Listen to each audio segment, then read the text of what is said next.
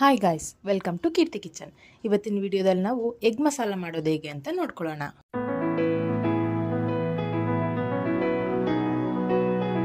Egg masala ಮಾಡೋಕ್ಕೆ ಒಂದು ಬಾಣಲಿಯಲ್ಲಿ ಸ್ವಲ್ಪ ಎಣ್ಣೆನ ಹಚ್ಕೊಂಡು ಅದಕ್ಕೆ ಬೆಣ್ಣೆ ಹಾಕ್ರಿ. ಬೆಣ್ಣೆ ಕರಗಿದ ಮೇಲೆ ಸಣ್ಣಕ್ಕೆ ಹೆಚ್ಚಿಟ್ಕೊಂಡಿರೋಂಥ ಈರುಳ್ಳಿನ ಹಾಕಿ ನೀಟಾಗಿ ಫ್ರೈ ಮಾಡ್ಕೊಳ್ಳಿ.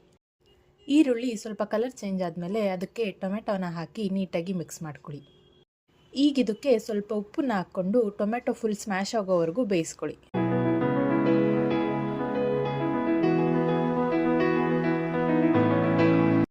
ಇದು ಫುಲ್ ಬೆಂದಿದೆ ಅಂತ ಅನ್ನಿಸ್ದಾಗ ಇದರಲ್ಲಿ ಅರ್ಧದಷ್ಟನ್ನ ಮಿಕ್ಸಿ ಜಾರಲ್ಲಿ ಹಾಕ್ಕೊಂಡು ಒಣಮೆಣಸಿನ್ಕಾಯಿನ ಹಾಕಿ ನೀಟಾಗಿ ರುಬ್ಕೊಳ್ಳಿ.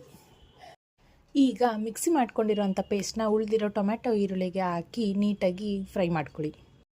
ಇದು ಫುಲ್ ಫ್ರೈ ಆದಮೇಲೆ ಇದಕ್ಕೆ ಸ್ವಲ್ಪ ಗರಂ ಮಸಾಲ, ಕೊತ್ತಂಬರಿ ಪುಡಿ, ಸ್ವಲ್ಪ ನೀರನ್ನ ಹಾಕಿ ನೀಟಾಗಿ ಮಿಕ್ಸ್ ಮಾಡ್ಕೊಳ್ಳಿ. ನಿಮಗೆ ಬೇಕು ಅನಿಸಿದ್ರೆ ಸ್ವಲ್ಪ ಉಪ್ಪು, ಖಾರದ ಪುಡಿನ ಹಾಕ್ಕೊಳ್ಳಿ.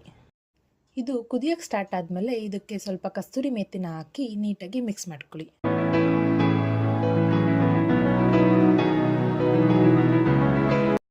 ಈಗ ಇದಕ್ಕೆ ಕಟ್ ಮಾಡ್ಕೊಂಡಿರೋಂಥ ಎಗ್ನ ಹಾಕ್ಕೊಂಡು ಲೈಟಾಗಿ ಮಿಕ್ಸ್ ಮಾಡಿಕೊಂಡು 5 ನಿಮಿಷ ತನಕ ಬೇಯಿಸ್ಕೊಂಡ್ರೆ ನಮ್ಮ ಬಿಸಿ ಬಿಸಿಯಾದ ರುಚಿಯಾದ ಎಗ್ ಮಸಾಲ ರೆಡಿ.